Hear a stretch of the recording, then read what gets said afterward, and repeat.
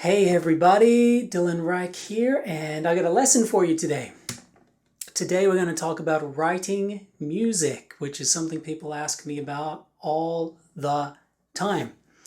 Particularly writing an instrumental acoustic guitar piece of music. However, everything we talk about here is really applicable to any kind of music that you want. Now, quick but important caveat to this whole lesson is that in real life, there really are no rules when it comes to writing music. There's not really a step 1, 2, 3, or 4 that you're going to do every time. You can start literally anywhere you like, and once you're there, you can go anywhere else you like, right? That's part of the beauty of it. However, I know that when you're just starting out and you're new to this, it's not really especially helpful to hear that, and you do want to have some kind of process that you can cling to and practice and learn from, and then once you're comfortable with it, you can then deviate from the path wherever and however you want. So that it's in that spirit that I did come up with a step-by-step process, and we're about to go through it right now. Let's go to work. All right, so step 1, the first thing I did in my little song here is a chord progression. I got 3 chords, trying to keep it kind of simple. E major, F sharp minor, A major. 1 bar of E, half a bar of F sharp minor, half a bar of A. That's it. So if I was going to strum these chords, it'd be something like this.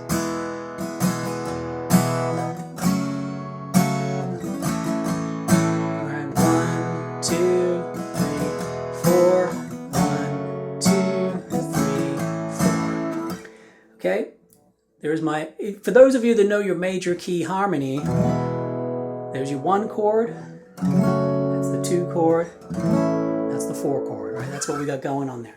Now, I'm going to simplify that chord progression all the way down to just root notes, and that's going to be my bass line. I'm really, at this point, I'm just going to play 1 of each, like this. 1, 2, 3, 4, 1, 2, 3, 4, right? E, 2, 3, 4, F sharp, 2, A, 4, right? All right, pretty simple so far. Next, I got a melody. I'm going to play the melody I came up with, then we'll talk about it. It goes like this. I'll play it with the bass line for reference.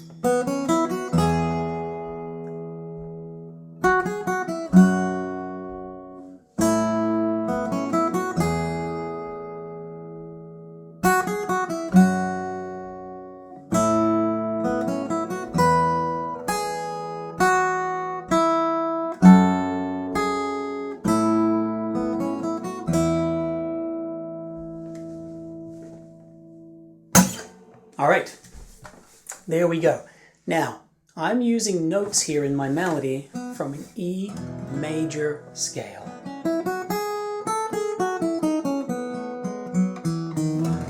Right? E major. Remember, the song's in the key of E major. These chords come from E major. I'm trying to keep it simple here and just take notes from E major for my melody. Now, that's not all I'm doing, right? Not just choosing any random notes, I'm also landing a lot on chord tones. So if you've never heard of chord tones before, what that means is E major, for example, is made up of 3 notes, E, G sharp, and B, which means you play those 3 notes at the same time, you got an E chord, right? So any one of those 3 notes could be considered a chord tone of E major. And all the other notes are considered non-chord tones, right? So when I go and I hit this note, which is the G sharp, at the same time as my E bass note, it's outlining the sound of an E major chord, which was the chord I'm trying to do.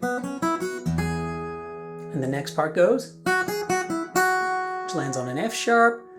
F sharp is a non-chord tone of E major, but remember that's where I change chords F sharp minor. So that F sharp note is a chord tone. Next melody note is an E, which on top of that A is also a chord tone of A major, right? So lots of chord tones here, and then kind of joined together with other notes from that scale. Okay, these get called passing tones, neighbor tones, all kinds of fun names. But basically they're just other notes from the scale. One more time, I'll go through that. Right, a lot of chord tones. Then, actually before I go to that next part, I want to talk a little bit about something that's, I think, important, okay, which is contrast, right? So if you think of it on like a scale, on this side, if we don't change anything, it's going to sound exactly the same, right?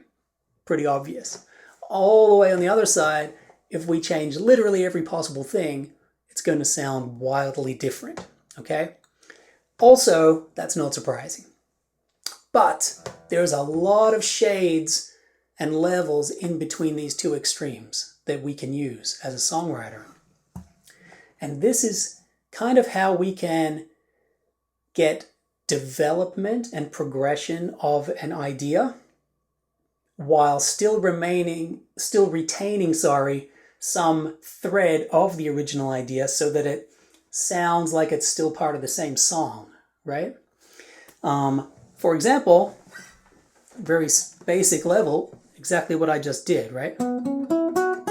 That was my first little fragment, followed by, that was my second, right? But if you listen to that rhythm, ba ba ba ba ba, ba ba ba ba ba, it's the same, okay? So from here to there, the key is the same, the tempo is the same, the notes are still coming from E major, I'm using virtually the same group of notes. The rhythm that I just talked about, that phrasing of that little idea is the same. So virtually everything is the same, except I kind of just changed the order of the notes. Okay, so that's an example of most things stay the same, but there's a tiny bit of difference, okay? And you can hear how it is pretty seamless transition from one to the other. The next thing I want to talk about is repetition, right? Because that is repetition. So within that phrase, I repeated that same rhythm, ba ba ba ba ba, okay? Repetition, so simple, but yet really powerful. The way I always describe it to people is once you do something more than once, it becomes a thing, right? It becomes a thing that happens in this song. And we have it there. And then I repeat that whole phrase again. More repetition, which really solidifies that as, like the way I just call it, very, very simply, it becomes a thing, right? You do it twice, the listener already knows by the second time I've played it, I get what's happening, right? It's not that complicated.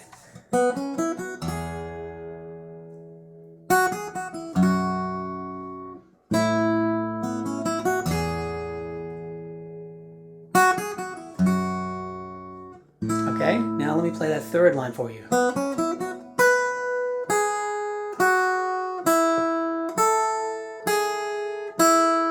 That's my melody. With the bass line.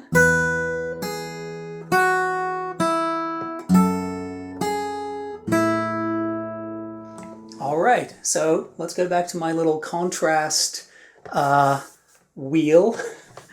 What's going on here, okay? The key is the same. Notes coming out of E major, that's the same. Harmonic rhythm is the same. That's frequency of the chord changes. The tempo is the same. Most things are the same. So what's different? First of all, the duration of the notes. Remember in the first part we had eighth notes, ba ba ba ba ba. Now, these are a little longer, quarter notes, right? Right, 1, 2, 3, 4. Longer notes. That's a little different to what we just had. The other thing that's different is the range. Remember before, that was the highest note I'd played so far. Now, there's a jump, and now I'm up here, right? So the range is a little higher, right? It's kind of gone from here to here. It hasn't gone very far, but it has changed a little bit, okay? Duration of the notes and the range I'm playing in, that has changed. Everything else virtually has remained the same, right? Remember I was hitting that G sharp, which was a chord tone. Now I'm hitting a B, which is a chord tone of E major. So that hasn't changed either. So lots of stuff the same, couple things different. That lets me have that feeling of I'm doing something different, but yet it's not so different that it feels like it's a different song suddenly, right?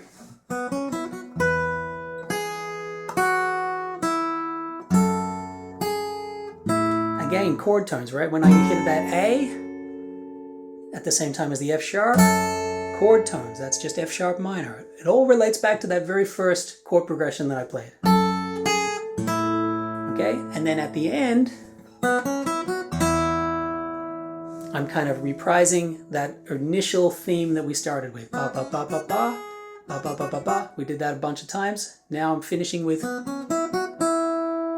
similar. Ba ba ba ba ba. Same rhythm, almost the same notes, but I'm finishing on E. We're in the key of E, finishing on an E. It ties it all up in a nice little bow at the end. Okay? And, you know, if you look at the overall form of this melody, okay, remember I had the initial theme, then we restated that theme, did it again, then I did something a little bit different, and then I did something that was right back to the start, the initial thing again. Okay, so state the theme, restate it again, do something a bit different, go back to the first thing. Okay, this is something that you're going to hear and see all over the place if you haven't already. Okay, this is so common. Think of like happy birthday to you. Happy birthday to you, repeat. Happy birthday, da da da. A little bit different. And what does it do at the end? Happy birthday to you. Same thing as the beginning, right? State the theme, repeat it, something a little different, go back to the start, okay? If you've never been made aware of this, now you have been, you'll probably see it everywhere you look. This is by no means the only way of constructing a cohesive musical sentence, but it is like a tried and true form for a poem, you know, of constructing something. So if you are stuck and you're just staring at a blank page and you don't know what should I do, try that.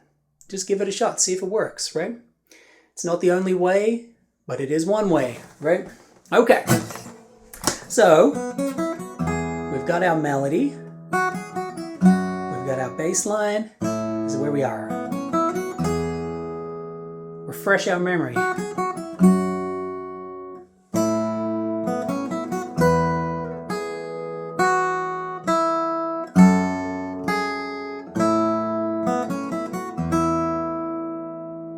Nice.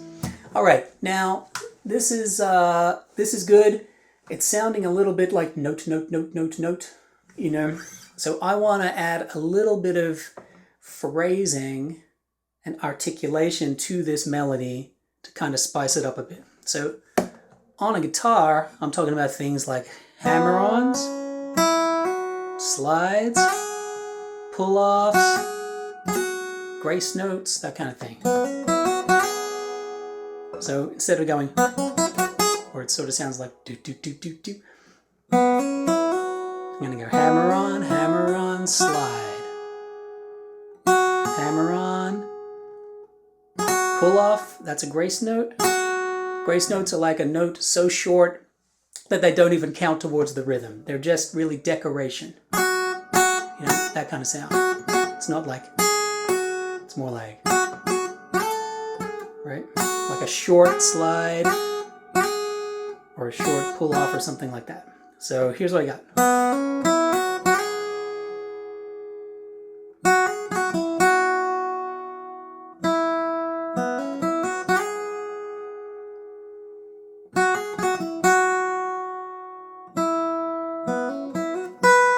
I'm going to do a slide on here, like a slide down.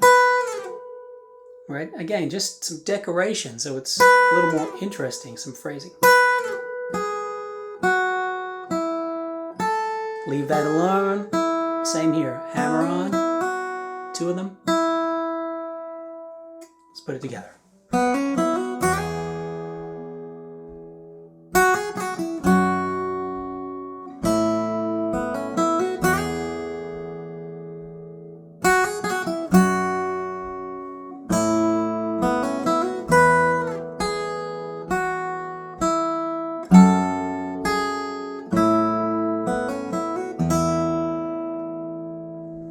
Okay, it's starting to sound a little more musical doing it like that. Okay, so let's revisit our bass line, because it's kind of been pretty plain this whole time. It's not bad, it's doing its job, but I want to add a little more motion and energy to this bass line. So I came up with a little rhythm and a little pattern that goes like this. Right, little bit of a groove there. Boom, ba, ba, ba, ba, ba.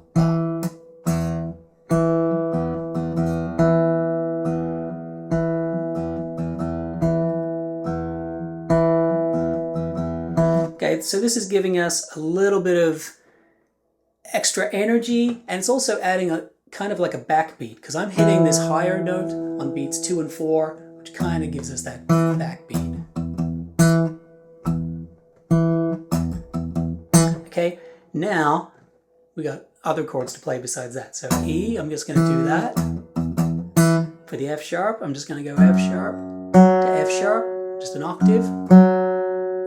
And then for the A, I'm actually going to go back to this E. I could have gone up to another A, but I feel like that's getting a little too close maybe to the melody. And I kind of like that sound. So remember, that E is a chord tone of an A major chord anyway. So these are just chord tones. Root notes, both of these are E, both of these are F sharp. That's an A and an E together, all chord tones. Let's play the bass line all together, like this.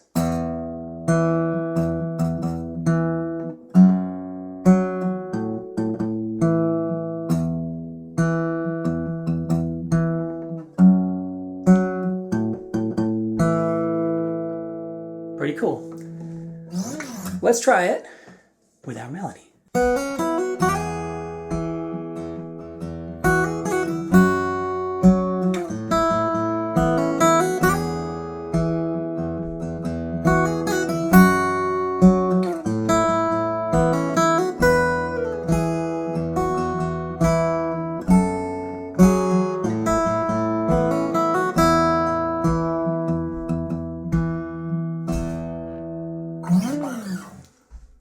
All right, now I want to revisit talking about contrast. Remember we talked about contrast before when talking about one phrase to the next phrase. Now I want to talk about it in terms of, like in this case, a melody and a bass line, two musical parts. Could be the vocal line and the guitar, or anything, like two things happening at the same time. Okay, I want you to pay attention to this note up here. Remember this G sharp? 1, 2, 3. I hold that note for 3 beats. 1, 2, 3. So just think of it as it's a kind of a long note, okay? And underneath it, at that same time is this.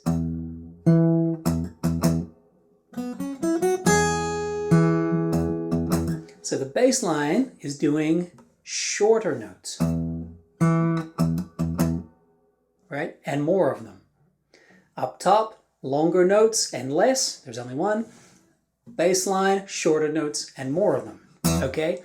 Contrast, these are doing different things. After that long note, our melody goes, okay? So now the melody is doing some shorter notes, eighth notes. And what is the bass note doing at that same time? That's it, one note, right? So it's the reverse. Melody's doing shorter notes, bass line is doing a longer note. Again, contrast. Let me try, show it one more time.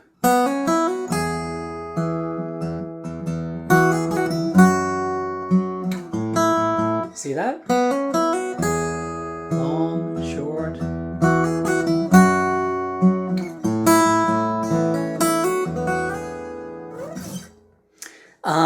The next part, okay, like if my bass line was doing this, let's say. Same, same, same, same. Like everything is the same time as each other.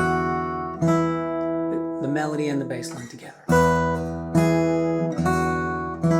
Sounds very samey, but when I have, starts out the same, and then, right, that next bass note comes in right before the downbeat, which gives us a little more energy, right? We're anticipating that beat. You can see how it feels different to this.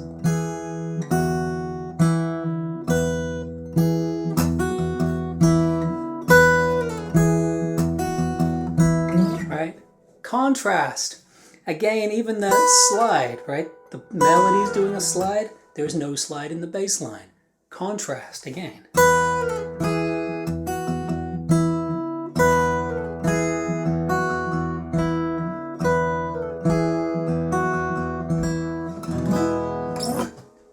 Okay, so this is starting to sound like a piece of music now, right?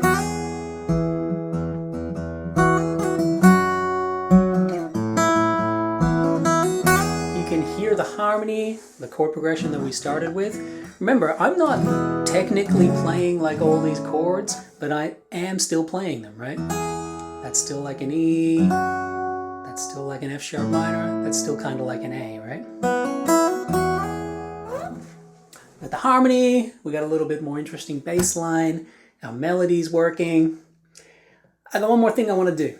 So there's quite a big gap, like here, G sharp up the top, E in the bass, and there's nothing in between, right? So it's kind of hollow sounding.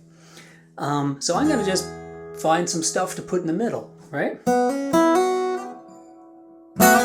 Like that. Remember that little slide in the melody up to there? I'm going to just do the exact same thing on this string. From an A to a B. So I end up with this.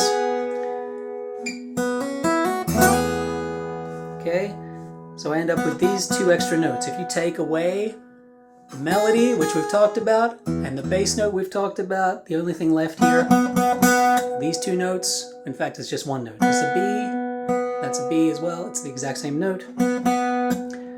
Why does a B work here? You guessed it, it's a chord tone. Okay, so when I go and do this, I have an E, two Bs, and a G sharp. In other words, E major. Okay, and why am I sliding from this A to the B? Because that's part of this key, it's part of this scale, right? Without getting too much in the weeds, this is called a sixth, because that's like when we stick to an E major scale, that's the distance between these two notes. 1, 2, 3, 4, 5, 6. 1, 2, 3, 4, 5, 6. 1, 2, 3, 4, 5, 6.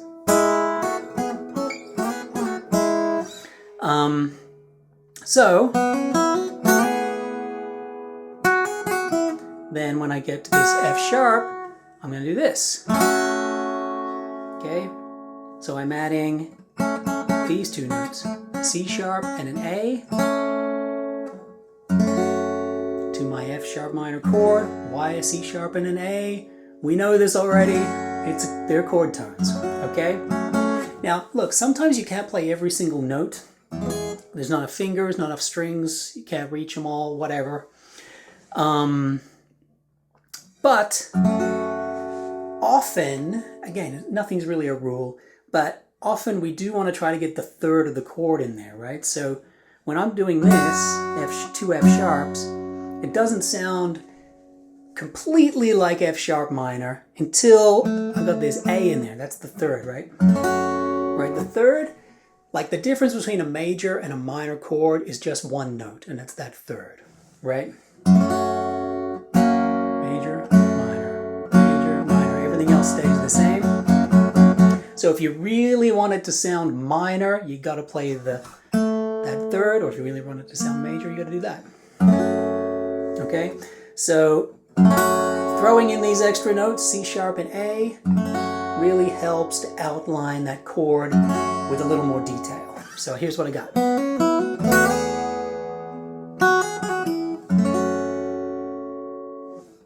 All right, here's where I did something different, right?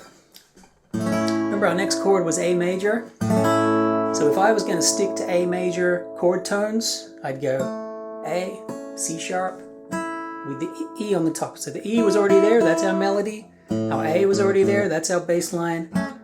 We'd throw in those same two notes we just talked about. Okay, so here's what I did. I decided to do an A sus2, suspended second, which is where we replace the third of the chord with a second.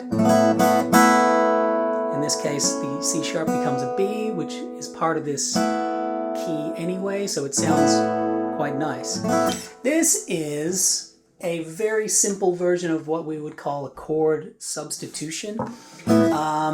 This is like if you replace one adjective with another in a sentence. You know, if you said, this is awesome, or this is great, this is amazing, you know, you're still basically saying the same thing, just a different version of it. You haven't really changed the whole message. Do you know what I mean? So going from an A to an A sus2, there are two chords that can substitute for each other very often, right? Because they're not that much different. There's only one note difference. And like I said, the note we've added to the chord is B.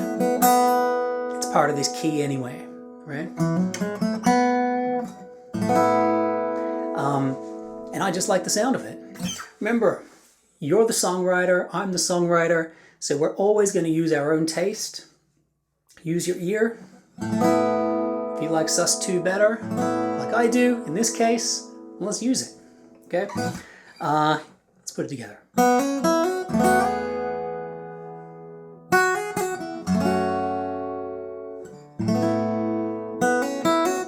We'll just repeat that whole thing. Nice. Next part, remember this is the different part. We're going up to this B. I'm going to do this. G sharp, E. B, G sharp, E. E major triad. That's all that is. With that little slide. I'm going to slide all of them. And then, the next three notes, I'm going to go back to those sixths we just talked about briefly. And do that. And keep that open string in the middle, which is just a B.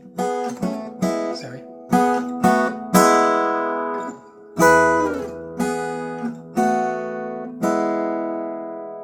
Back to F sharp minor up here. Remember I was doing that. And add the same two notes I added last time. C sharp and A. I'm going to add the same A sus2 we just did. I'm going to finish on an E. Remember I talked about wanting to add the third to the chord to really detail that harmony. So I'm going from that A and resolving down to that G sharp. By adding that G sharp, it really sounds like E major now. Without it, it's still pretty much E major, feels like it, but that really feels like it once you put that note in there, right? Now, let's see if I can play the whole thing.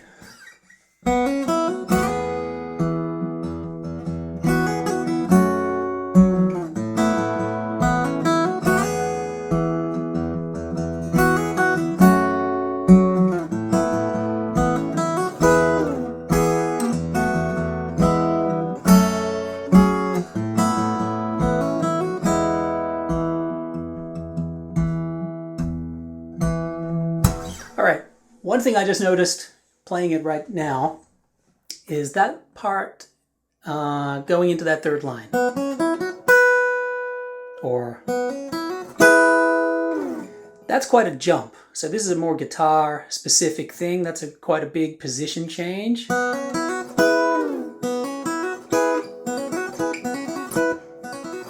Okay, not impossible to do. But I kind of feel like I want to simplify that a little bit. So one of the things we can do on a guitar, stringed instruments, so this is one of the things that people find very frustrating, is that we can play the same notes in multiple places, right? So we could do this anywhere here. So when I'm going, instead of playing this F sharp here, I'm thinking maybe I should play it there. Same note. So instead of, I'm going to go Y here, because look how close I am to the next note.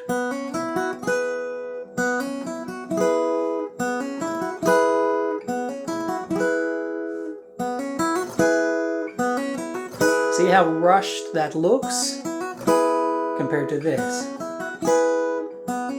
It's a little more relaxed. So I'm going to try it again. I'm going to try it that way this time. 2, 3, 4.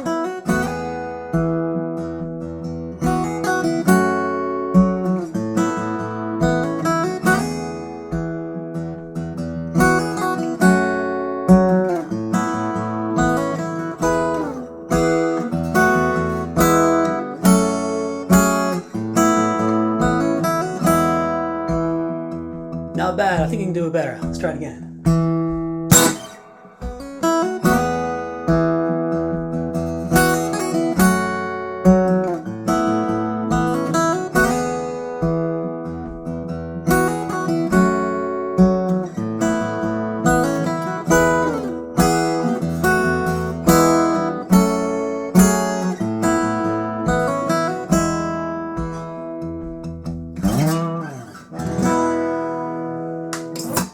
All right, there you have it. Okay, we got the beginnings of a song.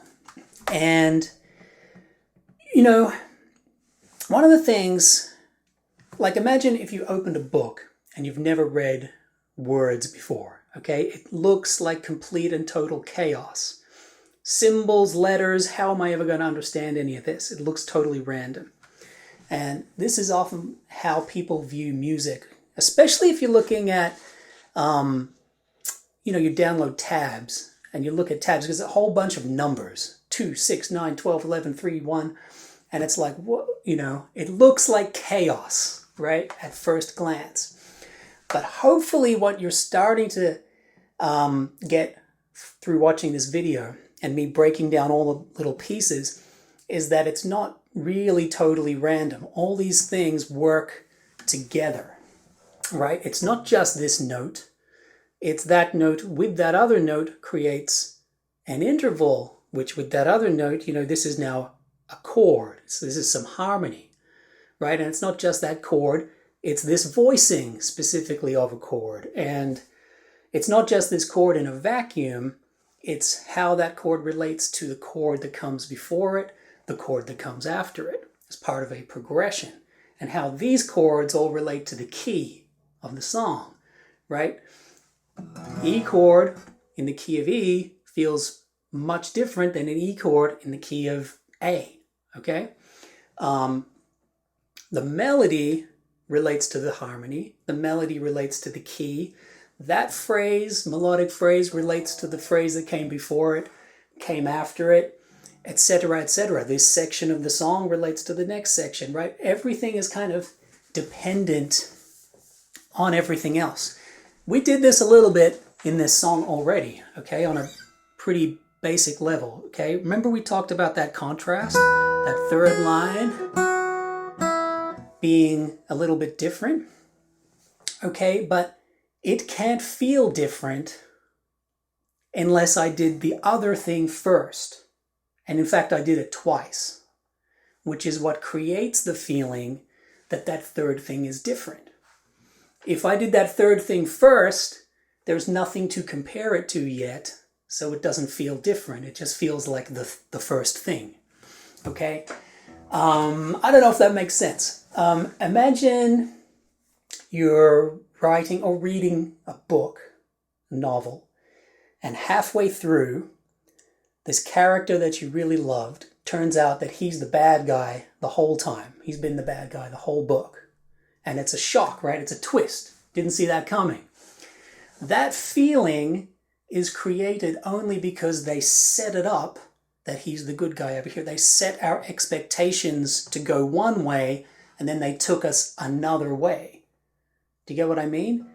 For that shock and that feeling to occur, there's got to be that shift. If he was a bad guy on page 1 of the book, there's no shock or twist. It's just, there's a bad guy. Okay, great. What happens next, right? Same with music. If we do a key change, generalizing, but if we do a key change in a song, it's effective because we first established the original key. That's what gives it that feeling.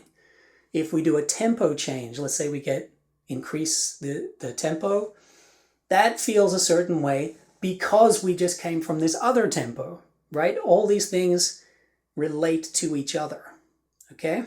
Like when you hear a song maybe in the 3rd, 4th chorus and the drums are hitting harder, there's more background vocals, the singer's singing with more energy, maybe they're singing higher, and it has more energy and it feels like a big lift. It feels that way compared to where we just came from. You know, you must have heard 100 times in a pop song where right before the chorus, there's a big breakdown, maybe for just one measure. Drums drop out, the bass drops out, maybe they filter the vocals, that kind of thing. Why? Because when the chorus comes in right after it, it feels so much more impactful and hits harder compared to what just came before it, right? Each thing is dependent on the other, right? So when you're writing music, we want to think about this stuff, okay? It's not just this melody in a vacuum. It's coming from there, it's going to there, and this whole section of the song, like the verse, is going from here to there, and a chorus, bridge, whatever, right? All the pieces of the puzzle. There's a thread that is kind of linking all these things together. So hopefully that's given you something to think about and something to start working with. I hope you enjoyed this lesson. I hope you learned something. Thanks for spending some time with me. This was pretty fun. I did transcribe that whole piece that we've been working on. So if you do want the tab, hit the link in the description and you can get that. And you can reference it anytime you like. Let me know in the comments what you think of this video, what you learned, and did you put it into practice and actually write something? Because that would be the coolest part of the whole thing.